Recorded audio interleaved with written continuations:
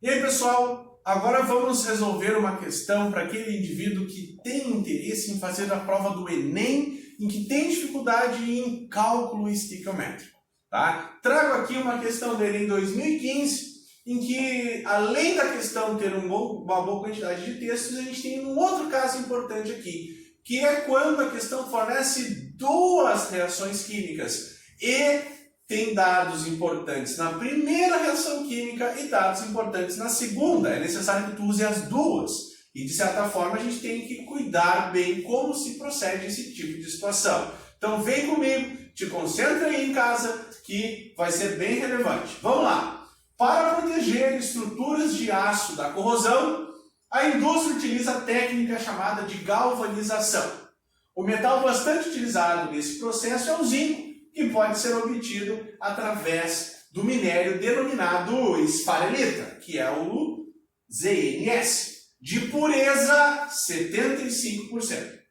Considere a conversão do minério em zinco metálico tendo um rendimento de 80% nesta sequência das reações químicas. Então elas foram fornecidas aqui. Considere as massas molares, também apresentadas, e com isso vai a pergunta da questão. Qual ou que valor mais próximo da massa de zinco metálico em quilogramas será produzido a partir de 100 quilogramas da esfarelita? Então olha só, pessoal, muita informação que vem da questão do Enem. Grau de dificuldade bem elevado. Então vamos lá. Informações úteis. Pureza. Pureza foi dito 75%. O que mais que me disse? Rendimento. Rendimento fornecido na questão de 80%.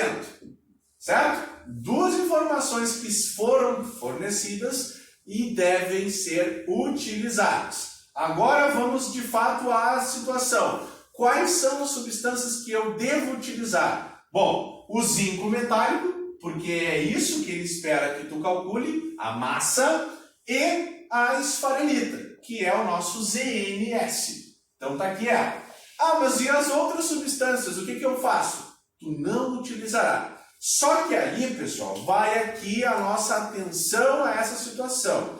Vou procurar essas duas substâncias nas reações e percebo que o sulfeto de zinco está na primeira reação e o zinco está na segunda reação. Aqui vai uma dica importante. Quando isso acontecer, de ter substâncias em reações diferentes e que vocês precisam relacioná-las, vocês precisam fazer uma unificação das duas reações. E para que isso aconteça, vocês precisam encontrar entre as duas reações alguma substância que seja igual. Além de encontrá-la, a quantidade que ela é apresentada precisa ser a mesma. Só a partir disso vocês conseguirão juntar as duas reações. Então te liga só aqui que nesse caso a substância em comum é o ZNO, que é essa substância aqui, e ela existe nas duas reações. Depois que eu descobri a substância em comum, eu tenho que deixá-la em quantidade igual. E eu percebo que na reação 1 eu tenho 2 mols dela, e na reação 2 eu tenho 1 mol dela. Então eu preciso multiplicar a reação 2 toda por 2. E aí, pessoal, eu vou de fato dobrar toda ela, 2 aqui, 2 aqui, 2 aqui e 2 aqui, e vou poder simplificar as duas reações, cortando aquela situação idêntica em lados opostos. E aí, a partir disso, eu conseguirei unificar as duas reações, em que eu vou juntar o ZNS de um lado com 2 zincos do outro lado. Só a partir disso que eu posso fazer esse tipo de questão envolvendo duas reações. Tá? Muita atenção aqui e não te esquece, foi uma questão do Enem, cobrou grau de dificuldade deste nível aqui. Agora, depois que eu descobri as proporções estequiométricas das duas substâncias, fato do que a questão me disse. Vamos lá. O que eu quero? A questão quer que vocês descubram qual é a massa formada de zinco. Para isso, eu vou usar a informação da massa padrão do zinco, que é 65 gramas, que foi o dado vindo aqui da questão, massa da tabela. Mas não te esquece que eu tenho 2 mols e que com isso deve ser multiplicado. O que mais que eu preciso? Que outra informação também é massa. Só que essa massa é a massa que vem da questão. Então eu preciso usar a massa padrão do sulfeto de zinco, que foi dito aqui, 97 gramas para 1 mol. Eu tenho 2 mols, então é vezes 2.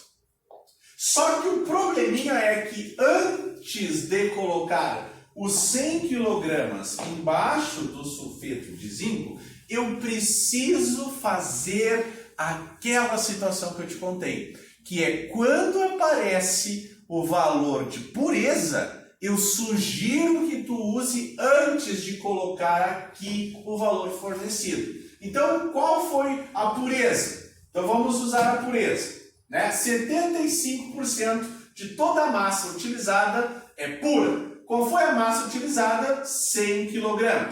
75% disso é X. Né? Ah, mas então eu posso fazer uma regra de 3. Essa 100 é 100%, 75% é X e o nosso X é de 75 kg.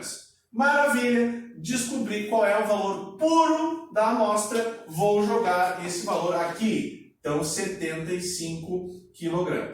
Tudo bem? Então, agora eu tenho tudo, eu vou lá e calculo e descubro o nosso X. O número 2 daqui eu posso cancelar com o número 2 daqui e eu tendo uma noção, chegarei no meu valor de X, que será aproximado, que a gente pode aproximar, né? 65 em relação a 97, então X em relação a 75.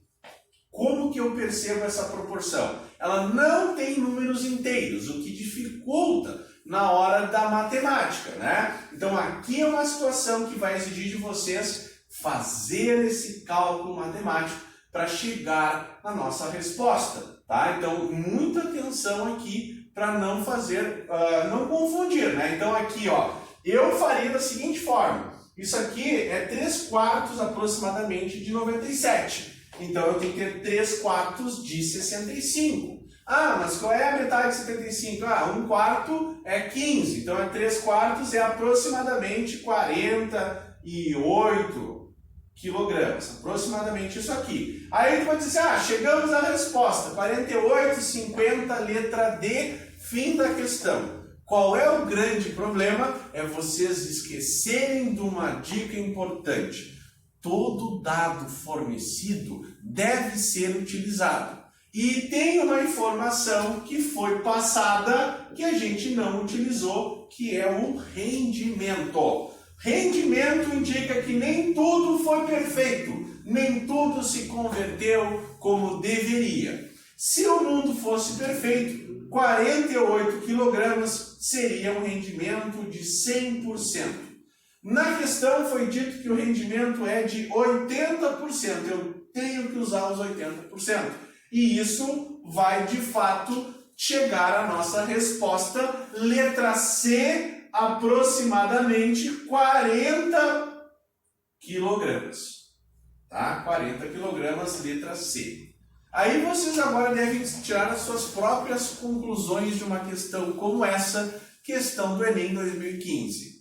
Ela exigiu do vestibulando daquele ano o máximo de compreensão possível quando o assunto é cálculo estequiométrico.